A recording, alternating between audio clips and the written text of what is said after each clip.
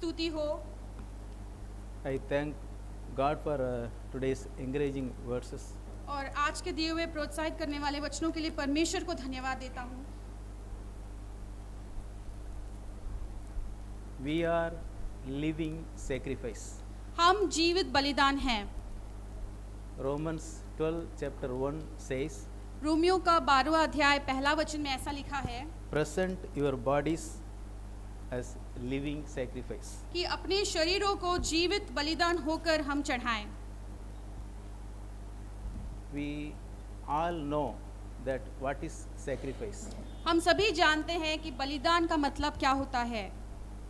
Anything consecrated and offered to God. और जो कुछ भी शुद्ध किया जाता है और परमेश्वर को सौंपा जाता है, Then how can we consecrate us and offer our bodies as a sacrifice to God? तो हम अपने आप को कैसे शुद्ध कर सकते हैं और हमारे शरीरों को जीवित बलिदान होकर परमेश्वर के लिए कैसे चढ़ा सकते हैं। Verse 2 says, दूसरा वचन में ऐसा लिखा है, do not be conformed to this world. तुम इस संसार के सदृश ना बनो। By not conforming to the world, we can sacrifice our body as we can sacrifice us to God. और इस संसार के सदृश ना होते हुए हमारे शरीर को हम जो है परमेश्वर के लिए एक जीवित बलिदान होकर चढ़ा सकते हैं। Not be conformed to this world. इस संसार के तौर तरीके के अनुसार ना जिए। What is this world? ये संसार क्या है? 1 John पहला यूहन्ना chapter 2 उसका दूसरा अध्याय Hebrews, James, John. 1 John chapter 2 15 and 16. उसमें वचन 15 और 16। Do not love the world or the things in the world. If anyone loves the world, the love of the Father is not in him. For all that is in the world, the lust of the flesh, the lust of the eyes, and the pride of life, is not of the Father but is of the world. तुम ना तो संसार से और न संसार में की वस्तुओं से प्रेम रखो। यदि कोई संसार से प्रेम रखता है तो उसमें पिता का प्रेम नहीं है, क्योंकि जो कुछ संसार में है अर्थात शरीर की अभिलाषा और आंखों की अभिलाषा और जीविका का घमंड वह पिता की ओर से नहीं परंतु संसार ही की ओर से है। As brother just told, we copy the world by these three things only. और जैसे अभी ब्रदर ने बताया था कि हम इस संसार की नकल इन तीनों क्षेत्रों में करते हैं। Lust of the flesh.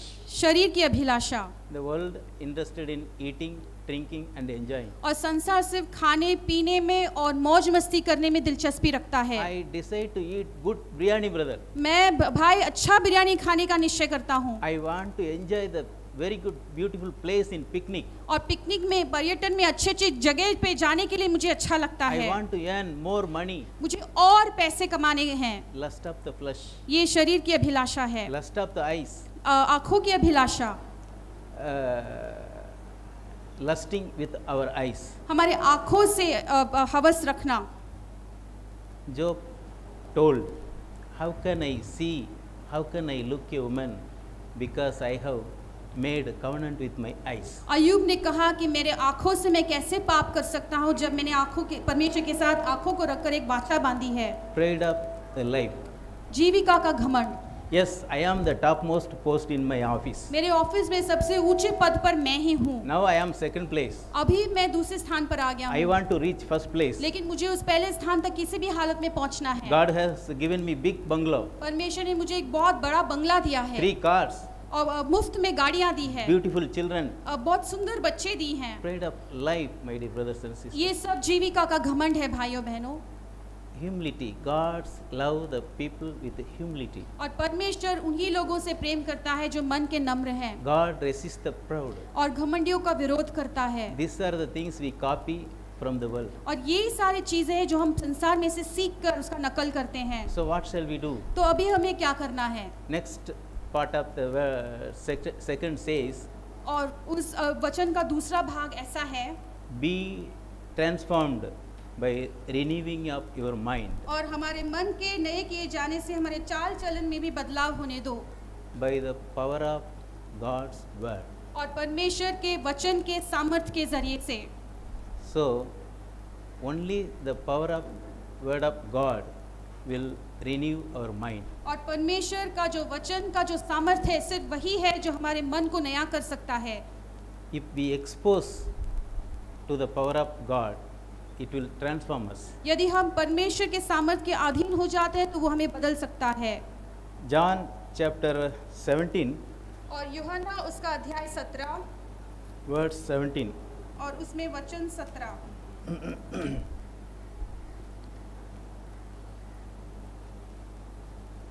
Jesus prayed to God, और यहाँ पर यीशु ने परमेश्वर से प्रार्थना किया, sanctify them by your truth. Your word is truth. सत्य के द्वारा उन्हें पवित्र कर, तेरा वचन सत्य है। Yes, my dear brothers and sisters, हाँ मेरे प्यारे भाइयों बहनों, God's word will sanctify us. परमेश्वर का वचन हमें पवित्र करता है। Then Psalms chapter 119, Psalms भजन संगीता 119 verse 9. और उसमें वचन 9। How can a young man cleanse his way? By taking heed according to your word. जवान अपनी चाल को किस उपाय से शुद्ध रखे? तेरे वचन के अनुसार सावधान रहने से। Yes, God's word cleanses our ways. परमेश्वर का वचन हमारे सारे मार्गों को शुद्ध करता है। Then 2 Timothy दूसरा तिमोथी chapter 3 और अध्याय 3 16 and 17. और वचन 16 और 17। All scripture is given by inspiration of God, is profitable for doctrine, for reproof, for correction, instruction in righteousness, that the man of God may be complete, thoroughly equipped for every good work. हर एक पवित्र शास्त्र परमेश्वर की प्रेरणा से रचा गया है और उपदेश और समझाने और सुधारने और धर्म की शिक्षा के लिए लाभदायक है, ताकि परमेश्वर का जन सिद्ध बने और हर एक भले काम के लिए तत्पर हो जाए। Word of God is equipping us for every good work. और परमेश्वर का वचन हर एक भले काम करने के लिए हमें वो तैयार करता है। So what shall we do, my dear brothers and sisters? तो मेरे भाई प्यारे भाइयों और बहनों, अब हमें क्या करना है? Bible says, read the word of God. पवित्र शास्त्र कहता है कि हमें पवित्र वचन में से पढ़ना है। Revelation chapter 1 verse 3. और Read word of God. प्रकाशित वाक्य पहला अध्याय वचन 3, परमेश्वर के वचन को हम पढ़ें। Study the word of God. परमेश्वर के वचन का अभ्यास करें। Acts chapter 17 verse 11 says, they searched word of God every day. और प्रेरितों के काम में 11 का 17 में रोज उन्होंने परमेश्वर के वचन में से खोज करके पढ़ा। Then store or memorize the word of God in your heart. और परमेश्वर के वचन को मनन करके उसे हमारे दिल में हमें खजाने की तरह छिपा के रखना है। Psalms 118 verse 11 says, I have kept word of my hide word of God in my heart, so that I could not sin against you. और भजन संगीता उसके 118 में ऐसा लिखा है कि परमेश्वर के वचन को मेरे दिल में मैंने छिपा के रखा है, ताकि मैं किसी पाप में ना गिरूं। He memorized, उसने वचन को मनन किया, kept in his heart. और अपने दिल में रखा उसको। Psalm 1 and 2. Psalm chapter 1 verse 1 and 2 says, और भजन संगीता पहला अध्याय उसका पहला और दूसरे वचन में ऐसा लिखा है, he meditated God's word day and night. और उसने परमेश्वर के वचन को रात और दिन में मनन किया। So my dear brothers, what shall we do? इसलिए मेरे भाइयों, हमें अभी क्या करना है? Love God's word. परमेश्वर के वचन से हम प्रेम करें। If we love, we will do all these things. और यदि हम प्रेम करते हैं तो जो कुछ वचन में लिखा है उसे हम करेंगे भी। Finally, keep word of God. और आखिर में परमेश्वर के वचन को लागू करें, उसके अनुसार हम जिए। Revelation chapter 1 verse 3. प्रकाशित वाक्य पहला अध्याय वचन 3। Not only hearer, keep the word of God. और सिर्फ वचन को सुनना ही नहीं, लेकिन उसको लागू करना है, उसके अनुसार जीना भी है। Matthew chapter 7 verse 24, Jesus says, और मत्ती के 7वें अध्याय 24वें वचन में यीशु ने कहा, not only hearing, keep, और सिर्फ सुनना ही नहीं, लेकिन उसको लागू भी करना है, obey. आज्ञा को मानना है। Then God's word will change and transform us from worldly to godly. और फिर परमेश्वर का वचन हमें बदल देगा और संसार में से होकर परमेश्वर का जन होकर हमें रूपांतरित कर देगा। So love word of God because it is food. और इसीलिए हमें परमेश्वर के वचन से प्रेम करना है, क्योंकि परमेश्वर का वचन हमारे लिए भोजन के समान है।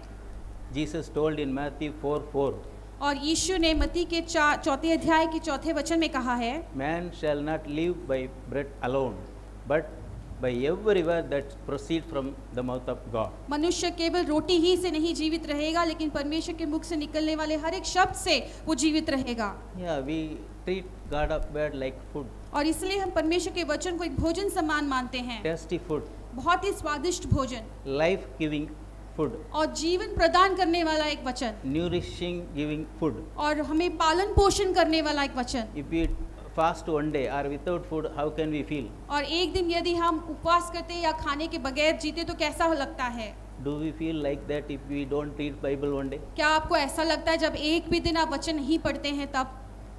Yes, my dear brothers and sisters, love God's word. हमें परमेश्वर के वचन को प्रेम करना है। If we really love by heart, यदि हम पूरे दिल से वचन को प्रेम करते हैं definitely we will always read. तो निश्चय हम रोज वचन को पढ़ेंगे। Finally, Genesis chapter 29, और उत्पत्ति का किताब 29वें अध्याय, that verse I love very much. ये एक वचन है जो मुझे बहुत पसंद है। Verse chapter 29 verse 20. और 29वें अध्याय में वचन 20। So Jacob served 7 years for Rachel, and they seemed only few days to him because of the love he had for her. तो याकूब ने राहेल के लिए 7 बरस सेवा की, और वे उसको राहेल के प्रीति के कारण थोड़े ही दिनों के बराबर जान पड़े। Yes, because of the love he had for her.